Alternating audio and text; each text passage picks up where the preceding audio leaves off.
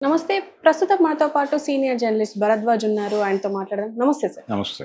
Sir, cricket గ్రౌండ్‌లో అది ఐపీఎలా లేకపోతే వేరే ఏ క్రికెట్ మ్యాచ్ జరిగినా కూడా ముఖ్యంగా కెమెరామెన్ అమ్మాయిలనే ఫోకస్ చేస్తూ మనకు కొన్ని విజువల్స్ చూపిస్తూ ఉంటారు. సో, దీన్నంతటిని కొంతమంది విమర్శిస్తున్నారు, కొంతమంది ఎంజాయ్ చేస్తున్నారు. మనం ఎలా చూడొచ్చంటారు సార్? అంటే ఇది ఏ రకంగా చూపిస్తుండొచ్చంటారు? అంటే ఆడియన్స్‌కి కొంచెం బిజినెస్ కూడా లింక్ అయి ఉంది దీనిలో. బిజినెస్ అంటే వ్యూవర్‌షిప్‌ని గ్రాబ్ చేయటం కోసం హ్మ్. కేవలం క్రీడ చూపించటంతో పాటు ప్రేక్షకులలో ఉన్నటువంటి ఉత్కంఠని కూడా ప్రేక్షకులకు చూపించడం. అంటే స్టేడియంలో ఉన్నటువంటి ప్రేక్షకుల మూడ్‌ని ఇంట్లో కూర్చొని టీవీల్లో చూస్తున్నటువంటి ఆడియన్స్‌కి కనెక్ట్ చేయటం. అది కార్యక్రమంగా ఈ ఆడియన్స్ గ్యాలరీల్లోకి కెమెరాలు తిప్పడం అనేది జరుగుతుంది. హ్మ్. ఇది వ్యూహాత్మకంగా కరెక్టే, కానీ ఇదే ఏరియాలో వీళ్ళు ఇంకొక పని కూడా చేస్తున్నారు. అది కూడా ఒక రకంగా అభినందనలు అందుకున్నటువంటి సందర్భమే కాబట్టి ఎవరు పట్టించుకోవటం లేదు. హ్మ్. అదే ఇప్పుడు మీరు ఇందాక ప్రస్తావించినటువంటి ఆడపిల్లలు ఎందుకు చూపిస్తున్నారు అని. అంటే ఎందుకు చూపిస్తున్నారు అంటే ఆ మధ్యకాలంలో త్రివిక్రమ్ శ్రీనివాస్ అల్లు అర్జున్ కాంబినేషన్లో సినిమా వచ్చింది, జులాయి. హ్మ్. ఆ సినిమాలో ఒక డైలాగ్ ఉంటుంది, రాజేంద్ర ప్రసాద్ డైలాగ్. ఇతను చాలా వైలెంట్గా బిహేవ్ చేస్తున్నాడు, కొంచెం పూలని ఆడపిల్లల్ని చూపించండి తీసుకెళ్ళి అని అంటాడు. అదే డైలాగ్ ఇన్స్పిరేషన్ కావచ్చు ఇక్కడ కూడా. అంటే వీళ్ళు కొంచెం స్క్రీన్ బాగుంటుంది అనే దాంతో పాటు కొంచెం అటెన్షన్ పే చేస్తారు చూసేటువంటి ఆడియన్స్ అనేది. సహజంగానే టీవీ ఛానల్స్ మీద, టీవీ ఛానల్స్లో టేకప్ చేసేటువంటి కార్యక్రమాలు, వాళ్ళు సెలెక్ట్ చేసేటువంటి యాంకర్లు, వీటి మీద కూడా ఓ చర్చ జరుగుతూ ఉంటుంది సమాజంలో. అదేంటంటే ఎందుకు ఎక్కువ ఫిమేల్ యాంకర్స్నే ప్రమోట్ చేస్తారు మేల్ యాంకర్స్ కంటే కూడా అనేది ఒక విమర్శ ఉంది టీవీ ఛానల్స్. అయితే ఇక్కడ వాళ్ళు చెప్పే రీజన్ ఏంటంటే ఫిమేల్ యాంకర్స్ని పెడితే కొంత స్క్రీన్కి బ్యూటీ యాడ్ అవుతుంది, తద్వారా వ్యూవర్షిప్ వస్తుంది అని. అదే పరిస్థితి ఇక్కడ కూడా.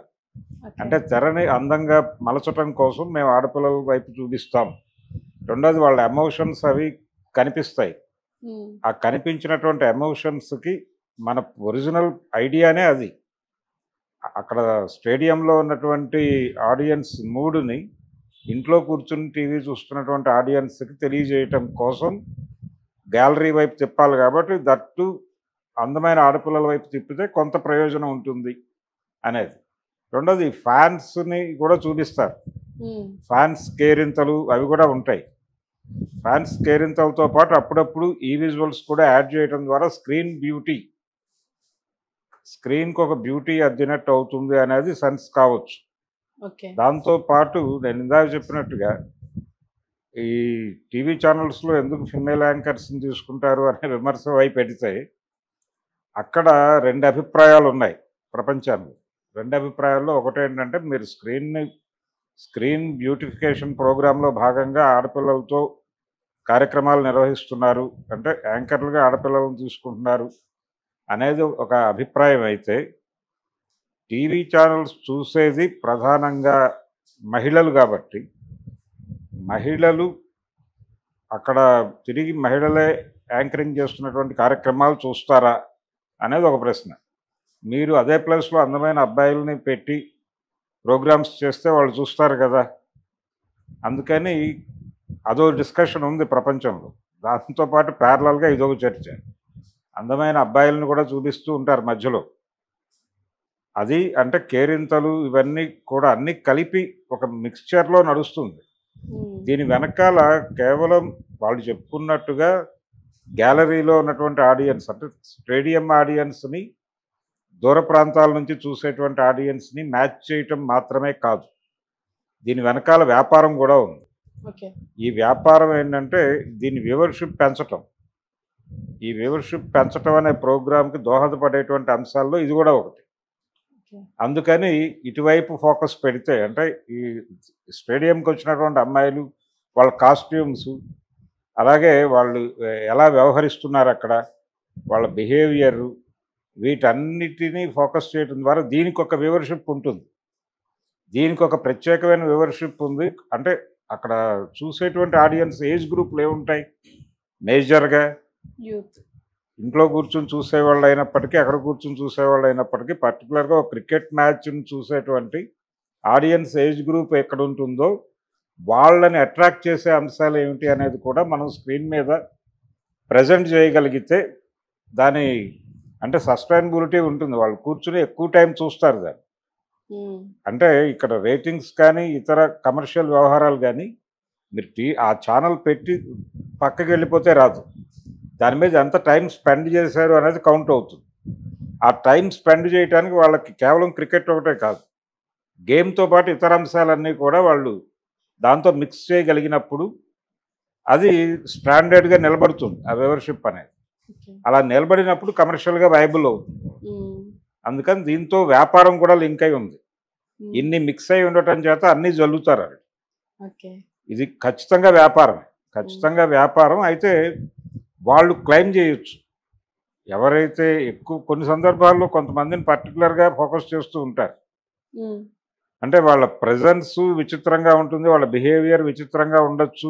దాంతో పాటు ఆ కెమెరామెన్‌కి, ఆ కెమెరాకి అనువుగా వాళ్ళు ఉన్నారనిపించొచ్చు. ఫోటోజెనిక్ ఫేస్ అయి ఉండొచ్చు. ఈ కారణాల చేత కొంచెం ఎక్కువ ఫోకస్ చేస్తున్న వాళ్ళు, మా పర్సనల్ ప్రైవసీకి ఇబ్బంది కలిగిస్తున్నారు వీళ్ళు. మేమేదో ఇక్కడ చూడటానికి వచ్చాం. మా మీద ఎందుకు కెమెరా ఫోకస్ చేస్తున్నారు?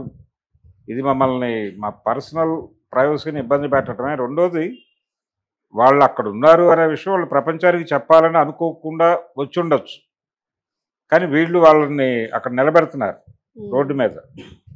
సో దీని మీద కేసులు వేసే రైట్ ఉంది వాళ్ళకి. ఓకే.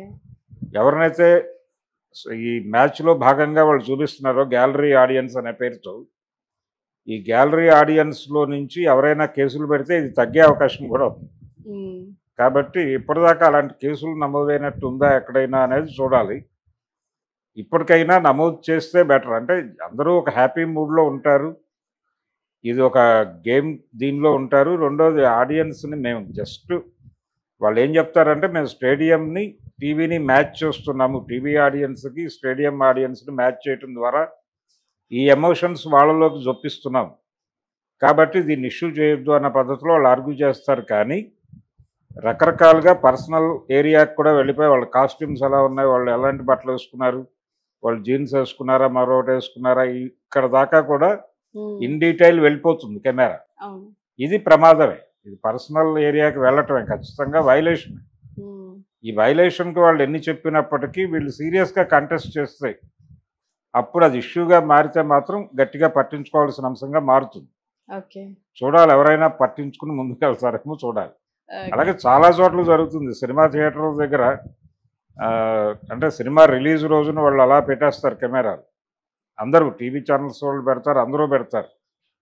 అలాగే ఈ వాలంటైన్స్ డే ఇలాంటివి వచ్చినప్పుడు పార్కుల్లో జంటలని షూట్ చేస్తున్నాం మేము అనే పేరుతో చాలామందిని షూట్ చేస్తారు.